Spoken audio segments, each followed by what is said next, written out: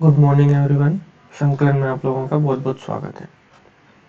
आज का हमारा टॉपिक क्या है? राजस्थान पत्रिका में खबर छपी थी कि राजस्थान में सिर्फ 42% ही अरावली बची है। दिल्ली और हरियाणा में तो लोगों ने यहाँ पे फार्म हाउस तक बना लिए।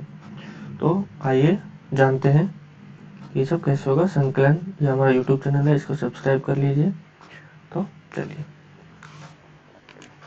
ये देखिए, ये था राजस्थान पत्रिका का आर्टिकल जिसमें बोला हुआ है कि 42% ही अरावली बची है और 58% अरावली का भू उपयोग बदल गया है। यानी पहले जहाँ पे पेड़ हुआ करते थे, खनन हुआ करता था, वहाँ पे अब लोगों ने फार्म हाउस बना लिए हैं, रिजॉर्ट बना लिए हैं, होटल बना लिए हैं। ये देखो, ये पत्रिका में छपी थी, ये ग्राउंड रिपोर्ट है। इसमें ऐसे बोला है कि संरक्षण नहीं करने पर 2059 तक केवल 35% ही बचेगी। यानी ये लोग कह रहे हैं कि सिर्फ 35% ही अरावली बचेगी 2059 तक। देखो, इसमें बोला हुआ है कि थार के मरुस्थल की प्राकृतिक ग्रीन वॉल यानी ग्रीन वॉल कही जाती है, जैसे इसमें बताया हुआ है। ये देखो, ये है अरावली।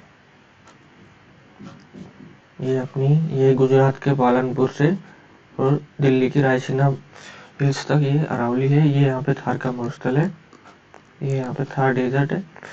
तो अरावली पर्वतमाला क्या करती है कि जो थार के मरुस्थल है, जो रेगिस्तान डेजर्ट का प्रसार को रोकती है, डेजर्ट के प्रसार को यहाँ तक ही सीमित करती है, इधर डेजर्ट के प्रसार को नहीं आने देती। अगर ये धीरे धीरे खत्म हो गई तो ये थार मरुस्थल है अपना, ये धीरे धीरे पूरे प्रदेश में फैल जाएगा, जैसे हरियाणा में भी फैल जाएगा, दिल्ली तक थार मरुस्थल हो जाएगा।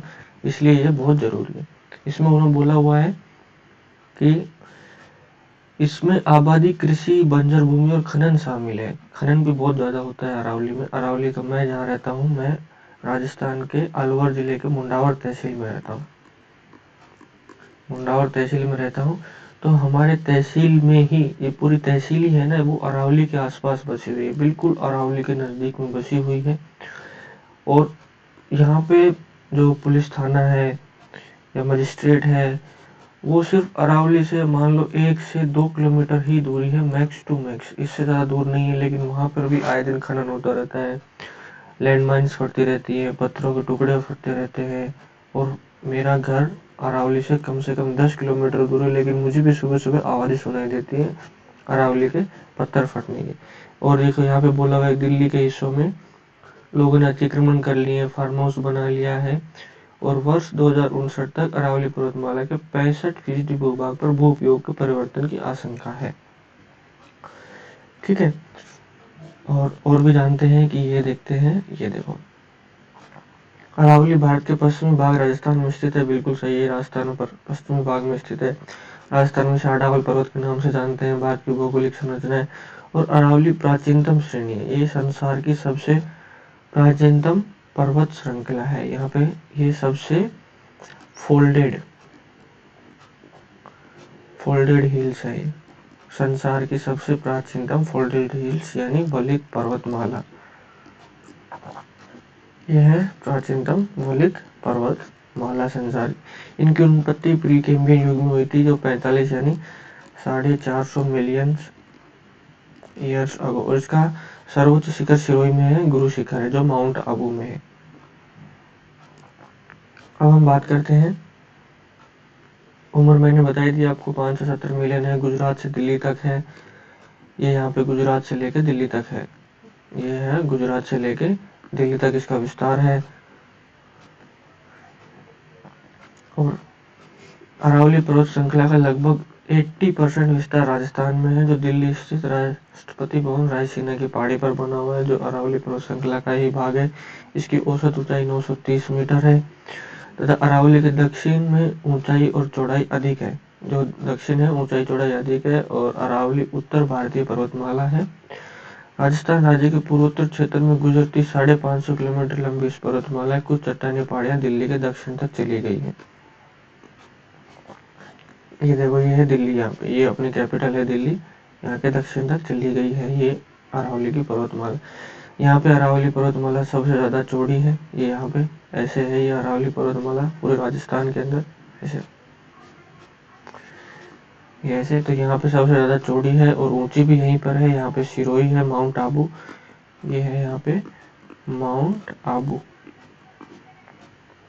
यहाँ पे सबसे ज़्यादा वर्षा होती है राजस्थान के अंदर। और हाँ, अरावली के अंदर खनन बहुत ज़्यादा होता है। यहाँ पे बहुत से खनिज मिलते हैं, मिनरल्स यहाँ पे पाए जाते हैं। राजस्थान की बहुत सी नदियाँ भी अरावली से ही निकलती हैं।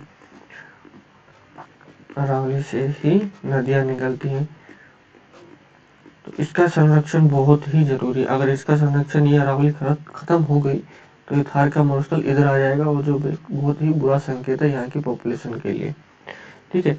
और ये देखिए कुछ आंकड़े भी दिखाता हूँ मैं आपको। 45 साल के आंकड़े जहाँ पे आबादी बढ़ी है और जंगल घटे हैं। ये देखिए 1975 में आबादी 4.5% ही वहाँ पे रहती थी, वहीं 2019 में 13.3% वहाँ पे रह रही है। जंगल पहले 46% जंगल थे और यहाँ पे अब 38% ही जंगल बचे हैं। यानी आप ये देख के मान के चलो, सीधे सीधे 8% जंगल यहाँ पे कम हो गए हैं अरावली में। बंजर भूमि पहले 26 थी, ये अभी 22 ही बची, क्योंकि लोगों ने वहाँ पे पेड़ काट के खेती करना शुरू कर दिया है। ये देखो कृषि भूमि 18% थी, अभी 21% हो गई, यानी ये बढ़ गई है। जलाशय 1.7 थे, अब 1.8 हो गए। खनन देखिए आप, खनन पहले 1.8% भाग पर ही खनन होता था, अभी सीधा 2%, 2 भाग पे खनन हो रहा है। और हाँ, खनन भी एक राजस्व का बहुत ही बड़ा स्रोत है। राजस्व का स्रोत है राजस्थान सरकार के लिए खनन, इसलिए यहाँ पे खनन को भी राजस्थान गवर्नमेंट ने खुली छूट दे रखी है कि आप धड़ल्ले से खनन कीजिए। अब ये देखिए, ये एक और है, 40 साल में सिर्फ 35% ही बचेगी मूल पर्वतमाला। देखिए ये 2029 तक बता रहे हैं कि यहाँ पे आबादी 16.3 हो जाएगी। 2059 तक देखिए आप 22.9% आबादी यहाँ पे बसने लग जाएगी। जंगल 33.4 है, जंगल थोड़े से बढ़ जाएंगे, 34% ही बढ़ेंगे। बंजर भूमि 16% थी, अब यहाँ पे 3% हो गई। कृषि भूमि 29% थी, अब 35% हो जाएगी। जलाशय 2.4 थे, 1.6 हो गई। ये भी एक बहुत ही बड़ा बुरा संकेत है कि वहाँ पे जलाशय कम हो रहे हैं, क्योंकि वहाँ पे बहुत से राष्ट्रीय उद्यान है जिनको जलाशय हैं, जंगली जानवर भी रहते हैं, इनको पानी पीने का भी चाहिए। और भी प्राकृतिक तरीके हैं, नेचुरल झरने हैं, वो भी धीरे धीरे कम हो जाएंगे खनन की वजह से। और अभी देखिए खनन 2029 तक 2.8 है और 2059 तक 3.5% खनन हो जाएगा। तो एक ही सडन इंक्रीज है खनन में। राजस्थान गवर्नमेंट को इसको लेके ही बहुत ही ज़्यादा कड़े स्टेप उठाने की आवश्यकता है। और ये एक बात और मैं बता देता हूँ आपको कि हरियाणा में भी विस्तार है, राजस्थान में भी है, गुजरात में भी है और थोड़ा बहुत दिल्ली में भी है। तो इन चारों राज्यों को मिलकर इस पर कड़े कदम उठाने चाहिए। अगर ये अरावली पर्वतमाला यहाँ से खत्म हो जाती है तो ये थार का मरुस्थल पूरे राजस्थान के साथ साथ आगे बढ़ना शुरू हो जाएगा, यानी यहाँ से बढ़ेगा, दिल्ली तक पहुंच जाएगा, दिल्ली के बाद यूपी में भी जाएगा, इधर से एमपी में प्रवेश करना स्टार्ट कर देगा अगर अरावली के क्षरण को नहीं रोका गया। ठीक है, तो ये थी आज की अपनी वीडियो। अगर आपको अच्छी लगे तो शेयर करना और दोस्तों के साथ भी शेयर करना, लाइक भी करना, सब्सक्राइब भी करना। और ऐसे ही और ज़्यादा वीडियो देखने के लिए आप संकलन हमारे यूट्यूब चैनल को सब्सक्राइब कीजिए। और ये है हमारे यूट्यूब चैनल का Telegram link. Thank you very much.